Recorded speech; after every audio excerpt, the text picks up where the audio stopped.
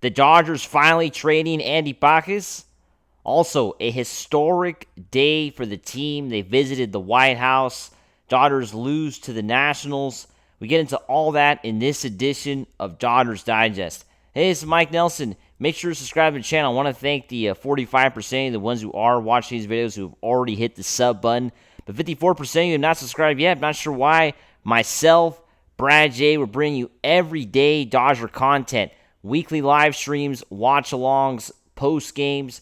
You're not going to find it like this anywhere else on YouTube. We're the best Dodger channel out there, so make sure to hit that subscribe button. Let's get right into it. Of course, Andy Pajes could be traded to a National League rival in the Atlanta Braves. That's right. Of course, Pajes, 24 years old.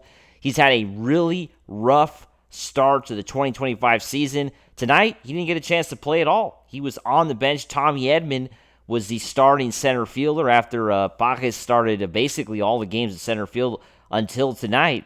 Tonight, he was given the night off. Dodgers, of course, lose 6-4. It was a very eventful day for the team, which we're going to get into in a bit. But Andy Pajes getting traded to the Atlanta Braves. What does everybody think? Of course, on Sunday, yesterday, Athlon's John Conahan, I should say, proposed a hypothetical deal that would ship Pajes to the Atlanta Braves, who are short on outfield depth following Jurickson Profar's 80-game suspension for performance-enhancing drug use. Another Padre getting caught with steroids. Isn't that a coincidence? But anyway, Jurickson Profar going to be out 80 games. He's going to miss the 2025 postseason as well. So the Braves, which I don't see it happening the way it's going so far. But anyway, if they were to somehow make the playoffs, he won't be part of that playoff roster either. So they're going to need to get an outfielder.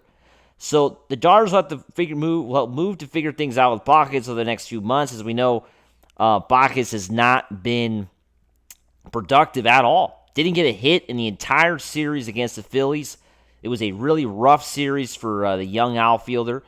And the Dodgers are at that point right now where, they're going to try to make a deal, right? They're not going to come on and say it publicly, but I think the Dodgers will be actively shopping Pajes.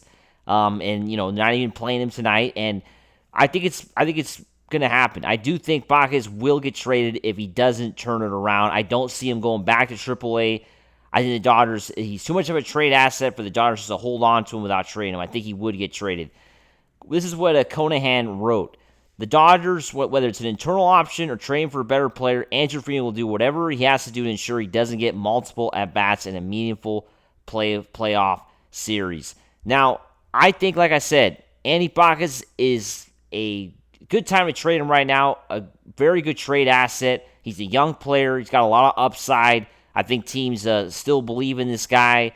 I don't know if Dodger fans still believe in him. Coming from the comments from everybody seems like they want Pajes gone. Like over the weekend, like I was talking about doing the game, there was comments coming in while the game was going on. And I don't know. I think him not playing today is a big story. It kind of tells you a little bit on what maybe the Dodgers are thinking, right? And starting to make some moves out there with the roster. And I think it's a good time to trade him. I think, trades don't typically happen in April. But as we get closer to May and June, and his numbers are still at a 100, 200, 100, 120 batting average, I think the Dodgers will seriously consider moving Andy Pajes. I really do think so. And of course, trading Pajes might help the LA down the road, but it wouldn't provide them a short-term solution in center field. If Edman or Outman are not the solution, Edman or Outman, that rhymes, right? Are not the solution, perhaps even more moves are coming, which kind of makes sense, right? Although Outman is a big question mark, right? The guy was really good 2 years ago. Maybe he can come up from AAA and be great and be that starting center fielder. Who knows? Let's not write off Outman yet, right? They're not trading him. He's with AAA right now. Pajes could maybe get sent down for Outman. Let's not also rule that out. But I think Pajes is a player that the Dodgers will seriously consider trading just because he hasn't had a lot of major league experience, and I think they can get a pretty good prospect in return, or even a starting pitcher, right? Which, as we know, they might be a bit desperate to go after with the Blake Snell injury. Now, today, of course, was going to the next story. Dodgers did play tonight, lost 6-4. I don't think most of the eyes of the baseball world and Dodger fans and just sports fans and people in general, their eyes were not really on tonight's game. I think the players were kind of distracted too because they had a very eventful morning today, right? Ohtani, Betts, and World Series champion Dodgers visit President Donald Trump at the White House today. Of course, Freddie Freeman unfortunately missed the event this morning with his ankle injury. The team did not want to have him fly cross country to Philadelphia with, of course, the inflammation he's currently suffering on that ankle, and basically didn't get a chance to fly out to the East Coast, right? You heard Clayton Kershaw talking about how, this is, of course, another headline here from ESPN. You heard Clayton Kershaw talking about how Freddie Freeman was actually supposed to be the guy that was going to lead the Dodgers tonight or today at the White House. That was the original plan.